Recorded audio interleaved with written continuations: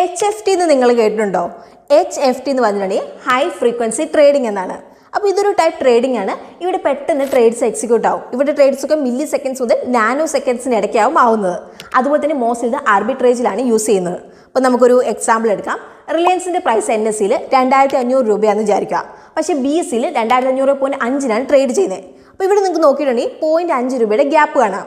അപ്പോൾ ഇതിൻ്റെ അഡ്വാൻറ്റേജ് നമുക്ക് എടുക്കാം. എങ്ങനെ? ഇപ്പോൾ നമ്മൾ എൻ എസ് സിയിൽ റിലയൻസ് നമ്മൾ വാങ്ങിച്ചിട്ട് ബി എസ് സിയിൽ നമ്മൾ വിൽക്കുകയാണെങ്കിൽ ആ ഡിഫറൻസ് നമ്മുടെ പ്രോഫിറ്റ് ആവും.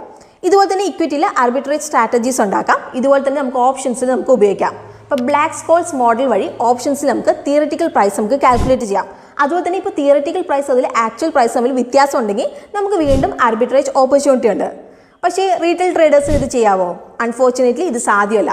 കാരണം ഞാൻ നേരത്തെ പറഞ്ഞായിരുന്നല്ലോ, ഈ ഒരു ടൈപ്പ് ട്രേഡിംഗ് വളരെ പെട്ടെന്ന് നടക്കുന്നതാണ്. അപ്പോൾ അതുകൊണ്ട് തന്നെ എക്സ്പെൻസീവ് ഇൻഫ്രാസ്ട്രക്ചർ, എക്സ്പെൻസീവ് സെർവർ, അതുപോലെ തന്നെ നല്ലൊരു എമൗണ്ട് ക്യാപിറ്റലൊക്കെ ആവശ്യം.